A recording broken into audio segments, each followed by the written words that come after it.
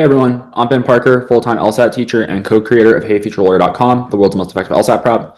I've taught thousands of students to break into the 160s and 170s using a reading first, common sense approach to the LSAT. Anyone who studies with us and does not score in the mid 160s, we consider a failure. Anyone can get there. Today, we're going to dive into a few quick topics. I have a bunch of emails that people have sent in, largely listeners. We also are going to touch briefly on why the full rides are going to be kneecapped this cycle for law school admissions. I am actually out of my office at my place, and I am at my parents' house in Colorado for the holidays, as I imagine many of you are, or you're just celebrating, doing whatever you may or may not do. But anyway, without further ado, let's get into it. When you are ready to get a high LSAT score, check out everything at our website, HeyFutureLawyer.com. We make the website better every day, even when we are on vacation, or not vacation, visiting family for the holidays. So take a look when you're ready. So first thing that I want to hit on real quick before we get into a giant mailbag episode is just to touch on why the number of full rides is going down this cycle. And this all has to do with the federal loan changes. For about 60, 70 years, the whole law school system was predicated upon the government writing the loans. You didn't have to go to a bank to get your student loans. You went to the US government and they guaranteed your loans as long as the school was charging you. So say you apply to a law school that charges you $60,000 a year, the government would give you that money. There were no checks, no question of are you going to pay it back or any of that stuff. I won't go into the whole reason that this is breaking down because I've done many episodes on it, but the reality is that law schools are not good enough degrees for banks to write these loans. The people coming in at the bottom of the class are not good bets. They are not likely to make good amounts of money. They are going to not pay their loans back is the gist of it. So when these banks are writing a loan to someone for $60,000, it doesn't work. And the reason this is so consequential is because basically no one actually paid $60,000. No law school actually charged $60,000 in the aggregate. In fact, on HeyFutureLawyer.com, we have a feature on each school's page. For those of you that don't know, we have a bunch of tools on the site, so I'm going to screen share it for our YouTube people. So under law school outcomes, we have all the schools list, and you can click into any. We'll click into Vanderbilt just because it's where my mouse fell. And what you'll see on Vanderbilt is that the listed tuition is $76,000 per year, but the average actual tuition paid is only $50,000 per year. So the average student is getting a $26,000 scholarship. Now, when I say average, you have to be very careful because it's not that everyone's paying 50. What's actually happening is a bunch of people are paying 76 and a bunch of people are paying meaningfully less than 76. As you can see, we have a breakdown for the scholarship distribution. All of this data comes from ABA disclosures that the American Bar Association requires law schools to put out. We just made the data a lot easier to read because, you can look up ABA 509 reports. We just imported the data, so it's a lot prettier on our website. Anyway, what you'll see is that 90% of the students at Vanderbilt are receiving sub-level scholarship. That means only 10% are paying the 76. But there's also 23 students that are getting full rides. So that's about 5% of the class. There's also 24% of the class that is getting half the full tuition. So these are people paying under $38,000 per year. So basically what happens is they're charging everyone a different price. And the way they're determining that price is based upon your incoming LSAT and GPA. These law schools care aggressively about raising their medians because when they raise their median LSATs and GPAs, that affects their ranking. And when their ranking goes up and they become a top 20 law school or a top 5 law school or a top 50 law school, more applicants apply. We personally at Hey Future Lawyer think that choosing schools based on ranking is really fucking stupid, which is why we came up with our outcomes page that lists schools by outcomes as opposed to ranking. Nevertheless, that is how most of the people choose their schools. So the schools know that a higher ranking equals actual money because people are willing to pay more for a T50 law school than they are for a T100. Like I said, that's stupid. It doesn't make any sense, but their ranking directly connects to their revenue. And as such, they really care about maintaining or raising their ranking. How do they do that? Well, they do that through incoming LSATs and GPAs. But here's the issue. There's not infinite LSATs and GPAs. So what they have to do is they have to bid on them. So if I'm Vanderbilt and someone gets in with, let's say, scores higher than Vanderbilt. Vanderbilt's medians last year were 173.91. So let's say it's a 4.0, 172. They're a good applicant and they're someone who will get into Vanderbilt, but they're also realistically someone who will have better options. They might be getting into Michigan. They might get into Virginia. And as such, Vanderbilt kind of knows that. They know that they are below this person's league if it were dating. Vanderbilt's a 7, this person's a 9. So what does Vanderbilt do to get this 9 to attend a 7? Well, they say, hey, you can go to Michigan and pay a full price or come to Vanderbilt. We won't charge you. So these schools basically bid on candidates. Now, there's also people below their entry metrics that go to Vanderbilt. So at Vanderbilt, maybe that's like a 165, 3.6. Not a lot of those people get admitted. But when they do, I can promise you those are the 10% that are paying $76,000. And this is where it gets really nasty because those people paying the highest amounts, when we compare people, one of which is coming in with a 4.0, 172, and one of them's coming in with a 165, 3.6. Who is more likely to kick ass in law school? it should be apparent that it's the first one. Can there be exceptions? Like, yeah, fucking of course. But overall, the people with the higher LSATs and the higher GPAs are likely to do better in law school because they have demonstrated that in the past. Of course, you can fuck up undergrad and kill law school. But on average, 4.0s are going to do better because they've done better in school. Same thing with the LSAT. They've shown that the LSAT, through studies, actually does predict law school grades. So when someone comes in with a 172 versus a 165, I'm not saying the 165 is a dummy, but I'm saying if I had to pick a horse and bet on one of them to succeed in law school, it's not a hard choice. I'm picking the 172 every time. But here's where it's tricky. The 172 doesn't need the loans, so they don't even have to go to Chase and convince them that they have to get loans because remember, Vanderbilt's giving them a full ride. So who has to get the loans is that person who's likely to not do well at Vanderbilt, the person with the 165 3.6, who got in by the skin of their teeth. And historically, this person could get financing. But now, I don't know what'll happen. I mean, Vanderbilt is not the best example here because Vanderbilt's a really good school. So maybe the banks will decide that Vanderbilt is worth paying for. But here's the thing. If we look at Vanderbilt's career outcomes, what you'll note, sorry, it's scrolling up, is that about 50% go to big law, making the big salaries. About 9% go to federal clerkships. That's about 56% of the class getting the quote-unquote prestigious jobs. Now, that's not to say there aren't other prestigious jobs in the other 44%, but a lot of these 44% are not prestigious. They're not paying well. They're paying like 70, 80K. And so if I'm someone who is coming into this class at the bottom 10% with a 165, 3.6, I have to pay full price. Is it likely I'm going to be in the top 56% of the class? It's possible, for sure. But those people are the most likely to not do well in law school. They're the most likely to get the poor jobs. And now this person who is saddled with debt also has the weakest job. And the banks are not going to write those loans. Because what they're going to very quickly realize is that that's a bad bet to write. You don't want to write someone 300K in debt when they're likely to make 70 or 80K on the back end. And what this means is that Vanderbilt cannot charge those people $76,000 per year anymore. Instead, what they have to do is they have to collect that $50,000 per student on a more equitable basis. They have to spread the love and get every student to pay a little bit.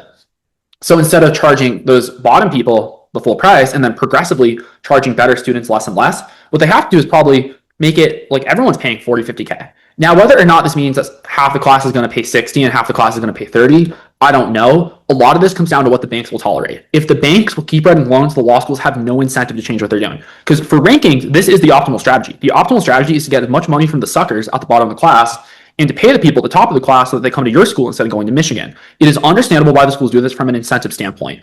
But the incentives have now changed. The banks look at whether or not someone will pay their loan back. As far as people can pay their loans back, the banks don't care. The banks writing loans.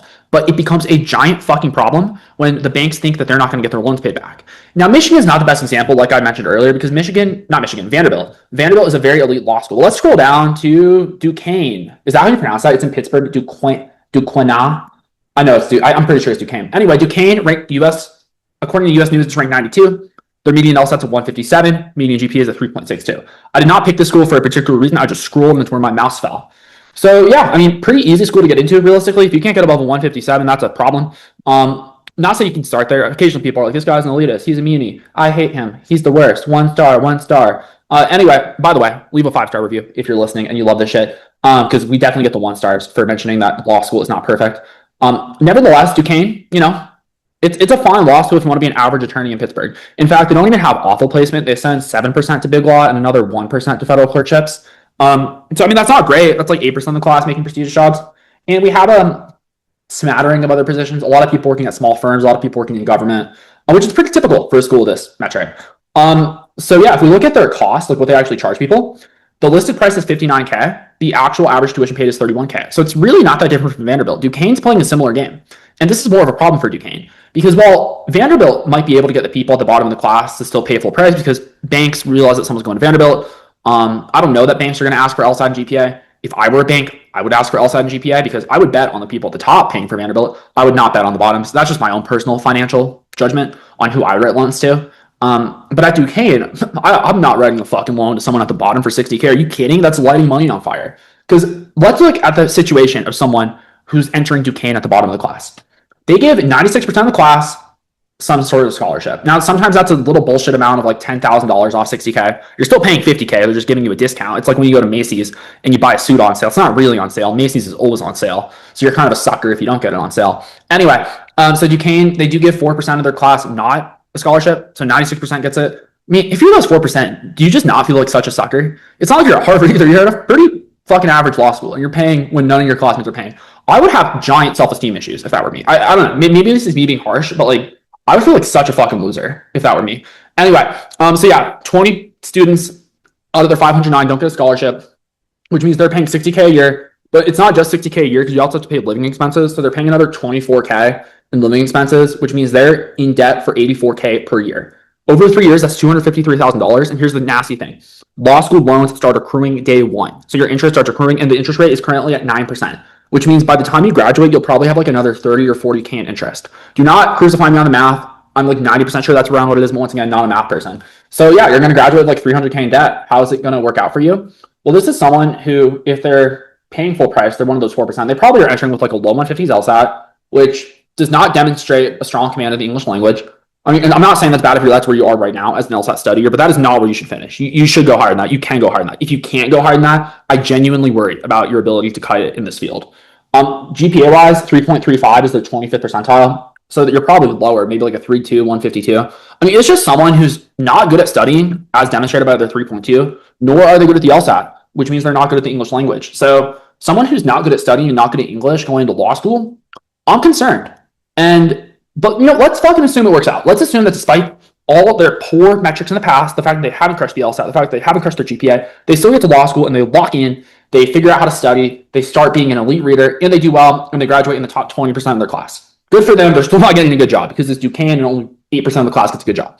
If you're part of that 20%, what can you expect? Well, there's a lot of people going to mid-sized firm. Well, not a lot, some small percentage, small firms. So let's say you're making like 80, 90K, that is aggressive, by the way. That is me being like very generous to this. A lot of people make well under that, and that's not me pointing it. It's nalpa.org. You can see in fact, for the YouTube people, I'm just going to show you. If you're on the podcast, shout out to my podcast folks. You can also go to YouTube and watch it, but you'll see on NALP, which I'm showing on YouTube, there's a distribution of lawyer salaries. And what you'll see is that there's a spike at 225, and then there's a bunch between 60 to 100. So most lawyers make between 60 to 100K. And while this looks like a smaller spike, there's a lot more surface area under this and not a lot of surface area under this. I know a lot of you are not science majors or STEM majors, but this is like 80% of lawyers. This is 20% of lawyers. Even though that number looks taller, the reason that number is taller on the graph is because it's concentrated. So anyway, at Duquesne, if you make 80K, that's a good situation. There's a lot of people below there. And let's be real, like for me to put the assumption there, that's pretty fucking generous, in my opinion. If you're watching on YouTube, you can see where I just drew to. So yeah, let's assume we make 80K out of Duquesne because I'm feeling in the Christmas spirit. Ho, ho, ho. LSAT Santa is here today. And you're making 8K. What's the financial situation like? Well, let's run our ROI calculator on heyfuturelawyer.com where we can plug in situations to see what we are getting at Duquesne Law School, ranked 92 in US News. Okay. So remember, this person is not we'll send them to a small firm on making 80K. They are paying full price because they're a dummy. So we'll amend that. And yeah, they're going to be in $253,000 of debt. That does not include interest because we are generous on this calculator. This calculator is fucking conservative. Well, our methodology is stated, but I will note this is not the most aggressive.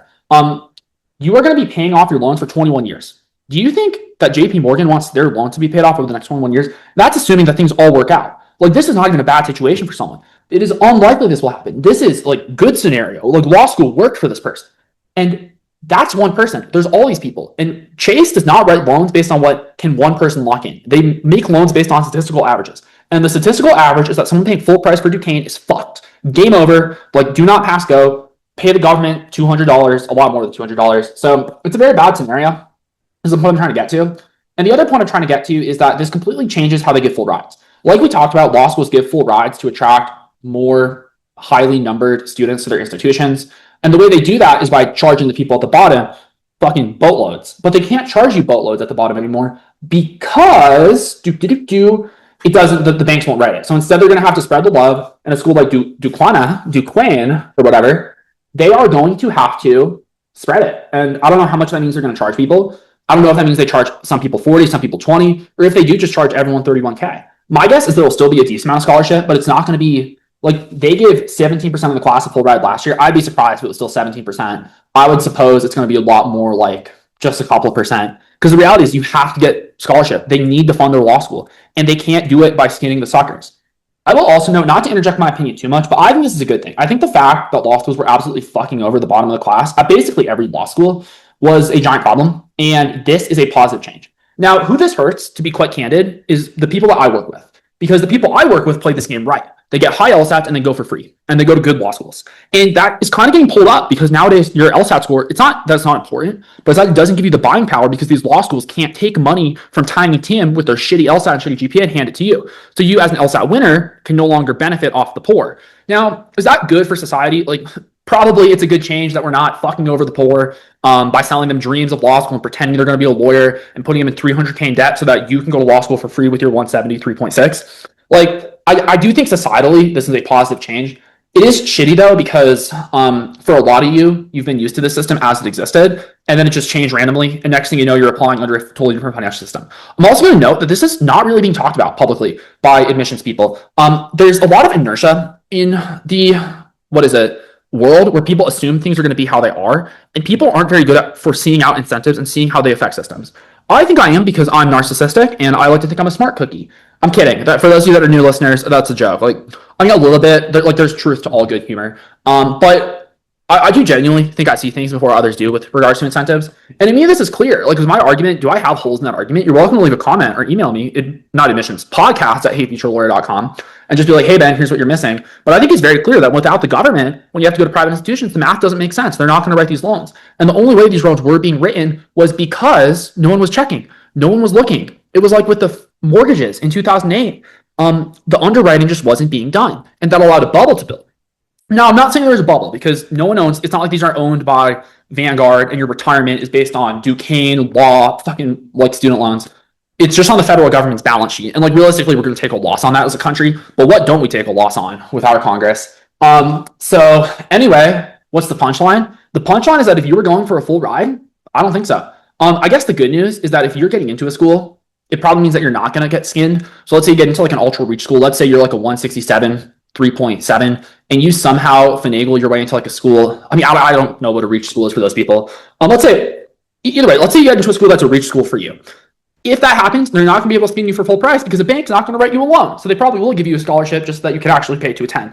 They're still going to charge you. They're going to want you to pay roughly as much as the bank will finance you for, but they're not going to ask you for the full 70K at a school like Duquesne because they know that sorry, not 70, 60K, excuse me. They know it's not financeable. And they know that doesn't work with the new loan system. And I will also note, I don't know how many of the law schools are seeing this coming because some of them are still giving out full rides like candy. And part of me wonders, it's like, you guys do realize that your suckers are not going to be able to pay, right? Because your whole system was predicated upon these dum-dums. And I don't mean to be rude, mostly uninformed people. You're dumb if you go to law school and pay for it at Duquesne if you know better. The reality is a lot of these people don't know better. They're sold a dream. They're told law school is 100% a good decision, which it can be, but law school is a professional school training you for a profession. If you want to be in that profession and you're entering it well, fantastic, go to law school. I'm all for that. If you are going because you don't know what to do and you have this idea that it's lawyers and doctors, you are sorely mistaken. It is lawyers and accountants. You're going to be a lot more like an accountant than you are a doctor. And I mean, to be fair, if you're like a top elite lawyer, then yeah, you can be like a doctor. But let's be real, that's not most lawyers. That's like 20% of lawyers. So if you're going to be part of that crew, and that crew, like, you better be doing well on the LSAT. If you're coming to me with a 150 saying, I'm going to go to Big Law, I'm like, are you though? Because you haven't demonstrated a work ethic on the LSAT, and that makes me pretty fucking concerned for your work ethic in the future. Not to say it's dispositive. You could theoretically turn shit around come law school, but I doubt it. And typically the numbers do bear that out. So anyway, punchline, fewer full rides. So that's what's up. I don't think people are addressing this or realizing it as much as they should, but the math has completely changed. These schools still need to balance the budget, and they can't. All right, cool. So that was my spiel for the week. Let's do a few emails, starting with, I believe this is a podcast listener, and they write, hey, Ben, I've been a fan of your stuff for a while, and I've watched most of your YouTube videos. Shout out to you. It's also a quick note on YouTube. It's funny. Our YouTube metrics are like 91 male, 9% female, which is so odd because in my whole history teaching LSAT, it's been all women. It's been like 80-20 female male. So it's really weird being on YouTube and talking to dudes because I don't really talk to that many dudes in LSAT crowd, but now we are. So shout out to so-and-so. They write, I use free materials to drill and run time sections, and I took the test 4 times from August through November, which is smart. Like, you didn't want to use or take, try to get your high score, but you also want to use them once you're ready. So let's see if that is occurring. I never cracked above a 166, which it's hard to know if that's good or bad depending on your goals. Because like, if you want to go to average law school and be a DA, like, you don't really need a 175. However, most of you do have goals where you should really max out your LSAT. And further, the question is like, what was your practice test range? Is that not hitting above 166? Is that surprising? Or is that what you expected based upon your tests? I don't know. Well, let's continue. None of my attempts were disasters, but I know that score isn't getting me into the T14. Yeah, I mean, if you have like a 4.0, it actually could, with proper essays and everything. But, you know, I'm not saying try to get in with a 166. It's a fucking uphill battle. I'm just not saying it's the death sentence that r/law school admissions would tell you it is. You can get in with the 166. It's just hard. And also, if you have a bad GPA, it is game over. Anyway, they continue. And it's frustrating being just a handful of questions with the 170s. Yeah, a handful of questions, maybe. I mean, that's true, but like just learn them then. If it's only a handful of questions, that's an easy job. Like figure them out. A month or two of work. Because to be scoring in the 166, I don't know how many questions long per test that is. I think it's about 15. You can learn like 5 questions out of those 15. I fucking guarantee it. Try to learn all 15 of them, and then if you just get 5 of them down, you're there. So you can get better, and I would. Anyway, they said honestly I should have taken more full-time PTs instead of mostly drilling. I don't know. So I feel like I still have more potential, but I also feel like I wasted it given I only have 1 attempt left. Yeah, I mean, I don't find drilling versus sections versus PTs to really be the differentiator between who gets a high score. I prefer like if I had to pick one, it would be sections. Sections are fantastic because you get the full test experience of doing a section, all 25 questions, but you also get pretty quick feedback where you get to review it while the questions are still fresh in your mind.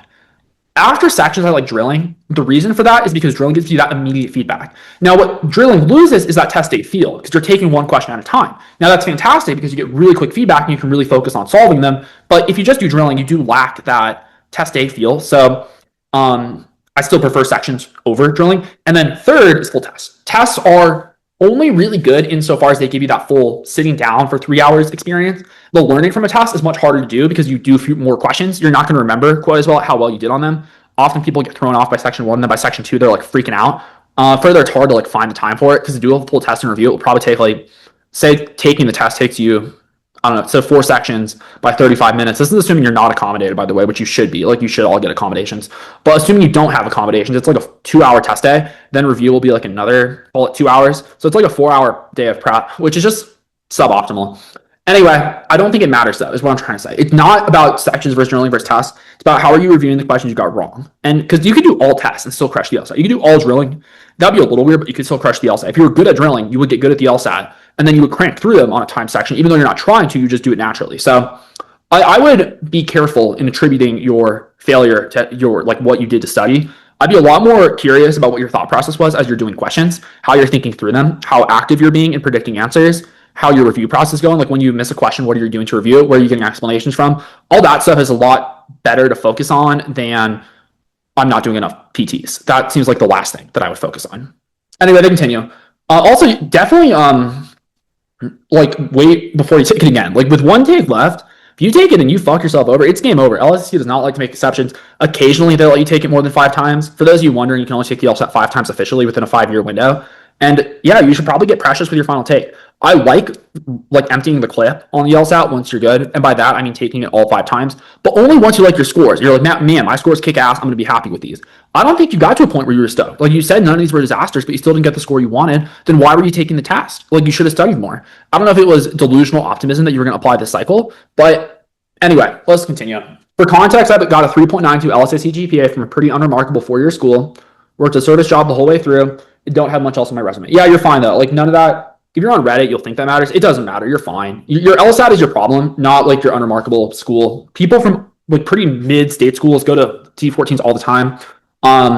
Same thing with like service. Like I don't care that you didn't do some job at Goldman Sachs. It doesn't matter. Like you're still a fine applicant, especially if you get fixed your LSAT. Because I mean, with the 166, 392, you're going to get decent offers. But with the 173, 3.92, it completely changes. And then the 177, it completely changes. So you got to get a higher LSAT. And the way you get that is by prepping and being a lot harsher on yourself. Like a 166, I don't say this to be me, but you're missing a lot of questions. And too often people, when they start to score well, start to get overly, I wouldn't say positive, but we as humans are very lazy. And it's very easy just to look at all that we're doing well, all the people we're beating. But what you need to realize is that at 166, you're still missing a ton of questions. That's a ton to learn from. So that's your job over these next few months is like really figure out the LSAT. I do think doing a month of class or 2 would be really useful for you because then you would get into class, talk through questions, actually see how I do it. Often, I think people that think they're scoring highly are amazed by how more efficient the LSAT can be via my explanations. But anyway, let's continue. So they said I applied to Cornell, Georgetown, NYU, Vanderbilt, UCLA, UT Austin, BU, BC, Fordham, George Washington, and Notre Dame. Yeah, I mean, you'll probably get an offer. Well, does a 3.92 put you above median? I feel like it does. But let's look at those schools for reference. In fact, let's use our admissions calculator. This is a big episode of the tools on the podcast, but it's because they're useful tools. Like we made them, I'll be honest, they weren't the hardest to make.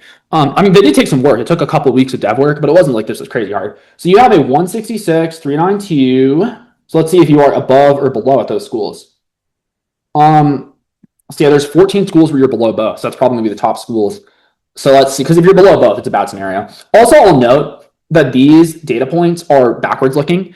And given that you are going to be applying in the future, these numbers could bump by 1 or 2. In fact, this cycle, they probably will bump because there's so many higher numbers. So it could be a worse picture. In fact, it probably is a worse picture. But let's see.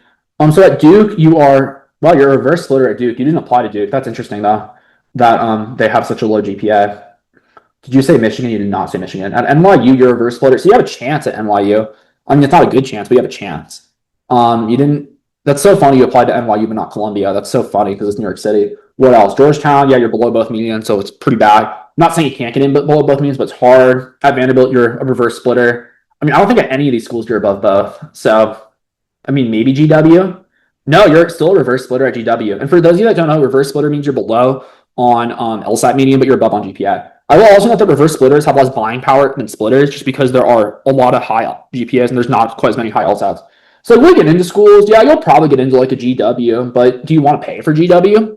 I wouldn't. Anyway, let's keep reading. And for like the actual scenario for you, for this person is get a higher LSAT, apply next cycle. You'll get way better outcomes. Because let's say you get a 175 or like a 173, it doesn't really matter. Just like well above where you're at. Suddenly you are now above medians at Duke. And it's like now you're basically a slam dunk at Duke. I don't know that you want to go to Duke, but going to Duke versus like paying for GW, it's a very different scenario. And if I were you, the outcomes that leads to you in your career, because the cost of that is you do have to wait a year, which does suck. Like I get that. I'm not here to say waiting a year is fun, but is waiting a year worth it to completely change your future? I would argue it is. Now that's your choice to make as the listener, because I'm not here to prescribe, I'm here to inform. But if I were you, there's a very strong argument for waiting a year. Now people hate being told to wait a year, but even at NYU, that put you above both medians. Like that's fantastic. So yeah, I would try to get there. To continue, I know you're not big on paying for law school, but I'm fortunate to have a sizable family inheritance I use for cost of living and tuition, plus the $50K in federal loans each year. Well, it's not that sizable if you still have to take out loans, because I mean, maybe this is a perspective thing. Maybe some people think like 200K is a big inheritance, which I'm not trying to like sound out of touch here. But what I will note is that, man, that 200K could be used for something else. So that could pay off, like it could be a home purchase. It could be like medical bills, early start on retirement. If I didn't have to use it for law school, which you don't, I wouldn't. It would also be really silly to pay for George Washington. Like if you want to pay for Duke, like sure, because Duke is going to get you doors open that other schools aren't. Is GW going to open a ton of doors? I mean, it'll open some doors, but not doors worth paying for. Like it's a pretty mid. I mean, I don't mean to sound rude and elitist when I say this, but it's not a school that I would pay their absurd tuition for. So even though you have the inheritance and you could use it that way, you don't have to use it that way. And I would strongly advise you don't. They continue. That could put me in a better economic position than a lot of peers with partial scholarships, but probably only if it's school employment outcomes. Yeah, that's where I'm at. Like if you could pay for Cornell, there's an argument for that. Paying for like maybe I'm overly indexing on GW, but I'd be worried about paying for GW, which to be fair is your school with the worst employment out of the schools you listed. Anyway, let's continue. I'm not chasing prestige. I just want to be secure in this economy and know the reality of the bimodal outcomes law graduates receive. Good. So you're in reality. Yeah. And for what it's worth, you could get into one of these schools this cycle, at which point maybe it's worth paying. But because I mean, to be fair, your opportunity cost, let's say you do go to big law, that is $250K your first year. The opportunity cost of waiting is that you don't get to your career as quick, which does mean that you're going to be 1 year lower. Now, and if that means, for what it's worth, if you're listening to this with your 155, you have to fucking wait a year. I'm talking to so-and-so here with a 392, 166. Like, it's a very different scenario. I still would, for most people, wait a year, especially if you have something positive you can do. Especially because like if you can't get into one of these top schools, it's not. But like, should you get into Cornell? I can see the argument for attending Cornell, even if you do have to pay. They continue. Do you think it makes sense to throw apps at the rest of the T14? I mean, yeah, if you want to apply this cycle, you have to play the volume game. You're not a super sexy candidate, and what that means is that getting more shots on goal is useful. I would also reach out to us, just see like what your admission stuff is. We have a page where you can submit an admissions inquiry on our website, just like asking us what we do. Just because if you do apply, you're going to need good off like essays. And even that's not like a guarantee. If I were advising you once again, probably does make sense to wait next year. But if you are committed, like I want to attend this year, it might be a point where like you butter up Dean Z and try to get in. I will know you're pretty late for this cycle if you're applying to new schools. So like applying to Michigan, could Dean Z solve a spot for you? Like maybe, and I'm pretty good at buttering Dean Z up. Like I'm good at, I don't want to say manipulating, but like I know what they want to hear at the Michigan office. We bat 1,000 at Michigan for people like above a median. Nevertheless, it is late in the cycle, so I don't want to like overpromise and then underdeliver because you are kind of late. But yeah, I mean, if I were really committed to apply next year, I would be applying to more schools just to give yourself more shots on goal. Anyway, they continue. And hope for a target like BU, BC, Fordham, Notre Dame in the meantime. I mean, I don't know that I call those targets. I mean, are you above median at those schools with the 166, 392? Does that put you in a good spot at those schools? I don't think it does. Yeah, you're going to be a reverse splitter at those schools. So, like, you have a shot, sure. But I wouldn't call those target. Well, maybe they're targets.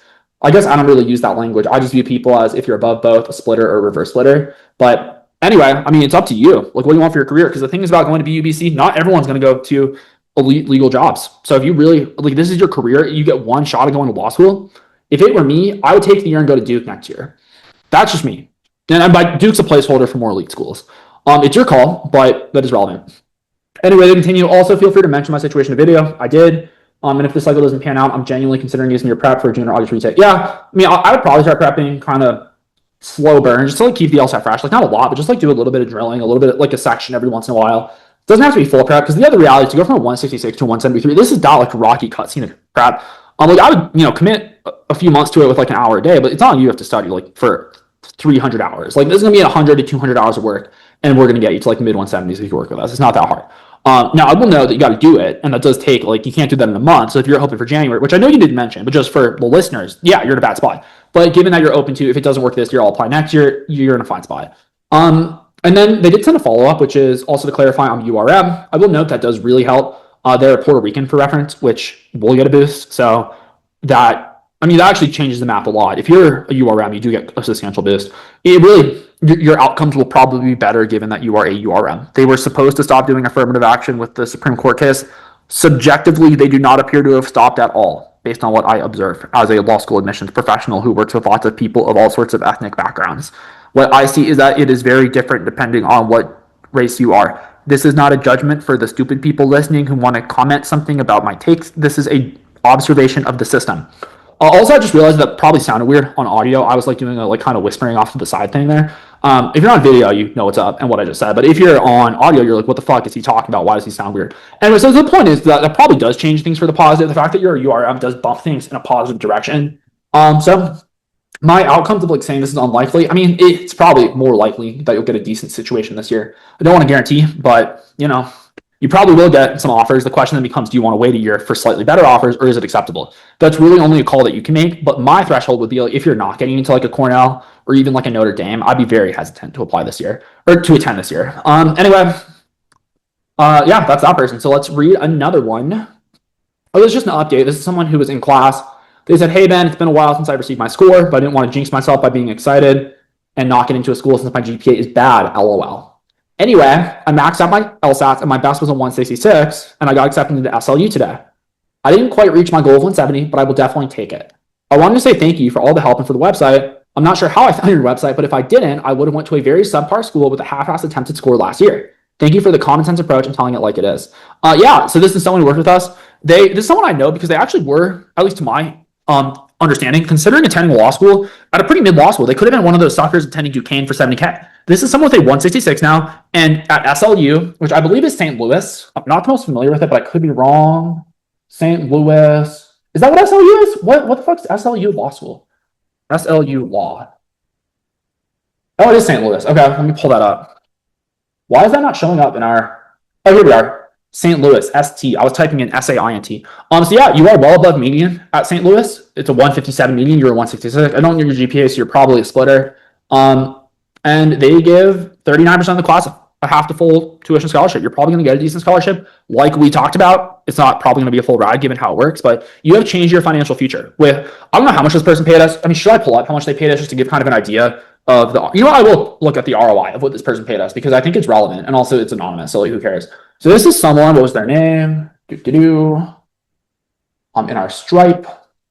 So they worked with us for how many months? It looks like 6 months. They paid us $1,500. They came to class a lot, studied every day for 5 months. So $1,500 for 5 months. And they have changed their life. They are now going to a completely different law school. For $1,500 they paid us, which sounds like a lot for LSAT prep. I get that. I'm not going to apologize for making money because I don't feel bad at all because I genuinely help everyone that works with us. Nevertheless, they have probably saved themselves $200,000 in law school, like expense at minimum. as well as the fact that they're now going to law school a better thinker, a better reader, so they're more likely to crush it in law school and hence get good job opportunities and do better. Now, St. Louis is school with mostly job opportunities. It's not, but this is someone who's now well equipped. Because if I had to bet on someone, I'd bet on someone who really took it seriously, studied hard, and is now entering law school as a very serious person. And so, yeah, shout out to that person. It's probably not their only offer, but it's really cool to see. It is the best part of my job to see people change their lives. I will note this is an exhausting job. It is not morally difficult. It is hard to show up day after day because the reality is most people do not make good decisions when it comes to law school. Most law students are getting fucked. I, as the voice of, I'd say, I don't want to say negativity. I want to say the voice of reality. Because I'll be honest, reality doesn't sell as well. People like the kind of bullshit dreams of law school is fantastic. It's good for everyone. It's a good next step in your career, no matter what you do. When I come in and I say, hey, you should have a pretty good fucking plan about what you're doing with your law degree, it's reacted negatively. It's reacted to negatively by a lot of people. And so I become a big bad wolf. And further, I see people that reach out to me and I try to help them and they don't listen, and then they genuinely hurt themselves. And it's not an ego thing. Don't get me wrong, it does bother my ego when people don't listen to me.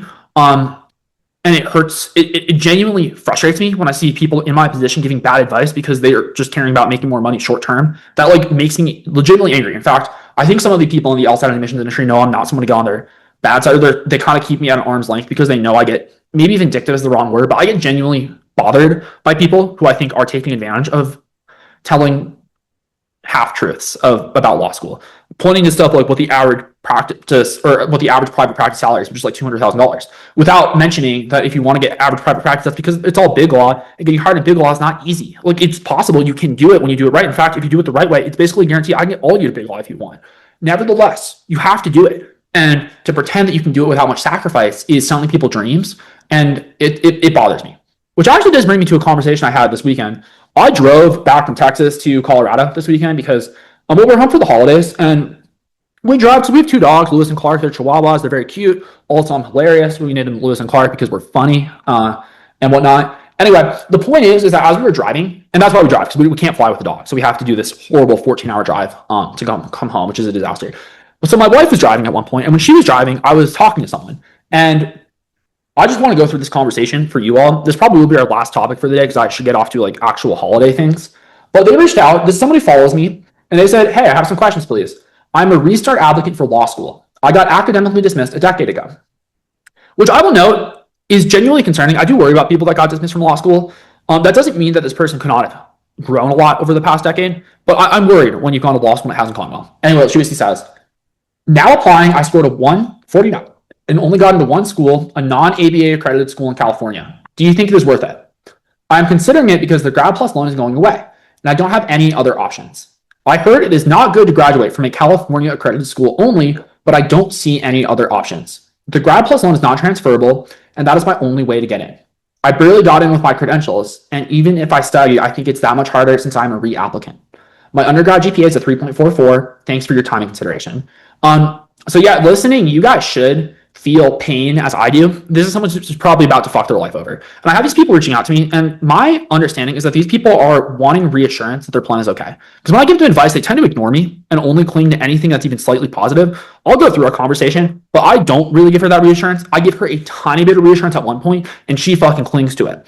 I'm also going to note, because we just mentioned this person is applying to California bar schools, on their Instagram bio, it says Miami, Florida, which is this someone who is a California resident, works at a law firm, and just wants to get a JD so that they can work with a local firm? Doesn't appear so. It appears that this is someone applying to the California bar schools because they're the easiest schools to get into, not because they want to be in California, which makes me very concerned because the only real argument for ever going to a California bar school, which I would argue shouldn't, just don't go to a California bar school, but the only argument where it's even somewhat acceptable is I work at a California law firm already. I just need my JD. It's so much cheaper. It's right down the street. I'm just going to go to this school and I'll be fine. That does not appear to be what this person is. This person appears to be trying to go to the easiest law school they can.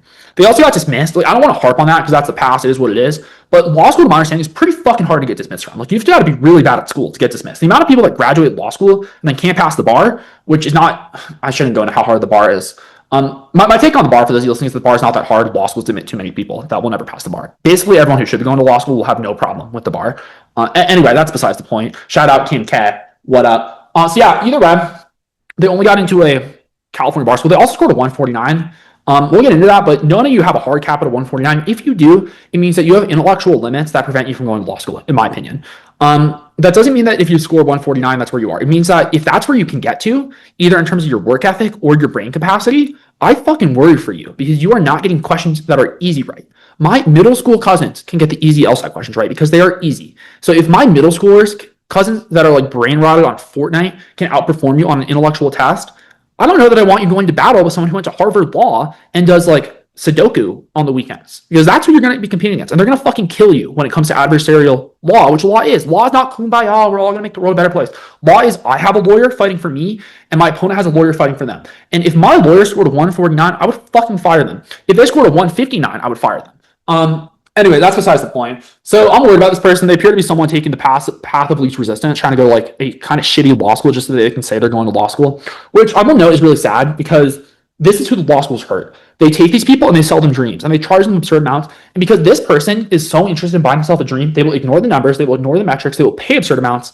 And then the law schools take that money and they give it to the qualified students. So once again, the grad plus change is probably really good. Like these people are really getting hurt. But anyway, so what else did I say? Also, the grad plus loans going away. Like if you can't go to school without the grad plus loans, that means you shouldn't go to school. Because that means when you go to a banker and they say you can't, like we're not paying for you to go to law school, that is the market telling you that you are never paying this back statistically.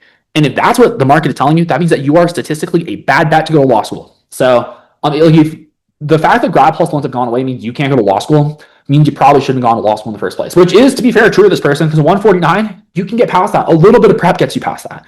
But anyway, so I respond, I wouldn't attend with the 149. The schools you'll be attending have such weak employment, and a 149 won't have any scholarship attached. You can definitely get a higher LSAT. I'd recommend doing that and then applying so your career looks better. So I'd say very direct, but also like it's what she needs to hear, which is like, you need to fix this. There's nothing stopping you from fixing this.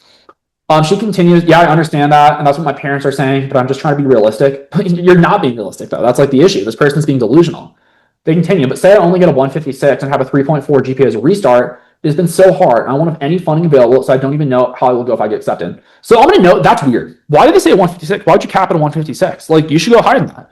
And second, yeah, it's just like, you're not realistic. This is someone who's like telling himself lies. But I said, why would you only get a 156? But to be fair, even that would save you a lot of money. That way, the way you'll have to go to law school is through the LSAT. You can attend for very cheap with a decent LSAT, 160-ish, so I would do that. She continues, but it's not guaranteed. That's the only thing. I won't have any loan options because I'm already at full loan capacity, and the only option would be scholarship. Which, like, she's already in debt. She's looking to take out another, like, $300K in debt for law school. Like, what are we doing here? Call Caleb Hammer and get this woman on. I'm kidding, but also, like, it's sad. Like, this genuinely bothers me. Like, these people, I can't save them, so I have become emotionally disconnected over time, but it hurts me because this is someone who is going to fuck their life over. I don't know, part of me doesn't, like, I have gotten a little numb to it because it's like, I'm telling her what she needs to hear. She's just choosing to be, like, head in the sand like an ostrich, not listening, but it still hurts. And partly because even though I'm telling her the good messaging, there's a lot of people telling her the bad messaging. That law school is an investment. It's good. Everyone should go to law school. It's a fucking good degree. Educational debt is an investment in your future. They're fucking lies. You guys need to stop doing that. If you're one of my competitors listening, stop it. You have people's blood on your hands. And you guys sicken me, to put it lightly. Like, it really bothers me. There's one of you who I talked to and I told you, it's funny. This is someone who told us that having an admissions calculator is malpractice. And they've never mentioned law school salaries on their admissions podcast once. It's like, are you fucking kidding? You think admissions calculators are bad? We have our methodology posted. It's public. You don't talk about outcomes. Outcomes matter. And I'm not going to name any names. So that's not what I'm doing. I fight ideas. I don't really want to fight people. But if you don't mention the financial reality of law school for people and you just talk about the good, the upside, you're painting people a false picture. And people like this person, they ruin their futures because of you. So anyway, because my message would hit a lot harder if I wasn't the negative Nancy saying it. Because there's all these positive people. And then people like this, they turn to the positive and they cling to the positive because they're like, oh, Ben's a big bad meanie. They're so awful about law school. They're just trying to discourage. And then they just cling to the positivity. It disgusts me, is what I'm trying to say. Anyway, they continue. Oh, where was I? Oh, but I did say, yeah, we actually are working on a 165 guarantee. For those of you listening, we are. We've kind of hit the brakes on development, and with it being the holidays, like Sean, our developer, is taking a bit of a break because, like, life. But we do have a 165 guarantee almost done because, like, we mean it. Our prep is good enough. And with proper effort, you really can get to a 165. That's not, like, it's not that crazy. So it's like, man, if you said a 156, like, we're guaranteeing a lot higher than that. Anyway, she said there's no guarantee for the doors to open financially, even with a higher score. I'm like, there is though. Like, if you have a higher score, it's a better situation. You go to better law schools, you won't pay as much. This is someone who is trying to talk herself into the easier path. She wants permission to go to the shitty law school, the California bar school. She doesn't want to be told that she has to study for the LSAT. She doesn't want to be told that she has to like put in more effort. She just wants to try at California and have that be the good choice, which I'm not going to give her because that's just not what I do. Anyway, there's no point on reading through this. We continue to go back and forth where she's like basically trying to justify her bad decision, but it does. You guys need to know the situation you're getting into. I'm never here to tell you what you should or should not do, but I am here to make sure you're informed, and most law school applicants just are not informed. So understand the game, understand the incentives, and that way when you enter law school, you're doing it to better your career, not hurt yourself, which most law students are. Most people going to law school fucking themselves over. Don't do that. It can be a giant stepping stone to a better career. Like that is also true, but it's not for everyone. You can't be average. You have to be a good applicant. Anyway, thanks for listening to the Hey Future Lawyer podcast. I'm Ben Parker, full-time LSAT teacher and co-creator of HeyFutureLawyer.com. When you want the best LSAT prep on the internet, you can start at linktree/HeyFutureLawyer. It's in the show notes. You can also go to HeyFutureLawyer.com. Anyway, Merry Christmas, Happy Holidays. I'll see you all next week.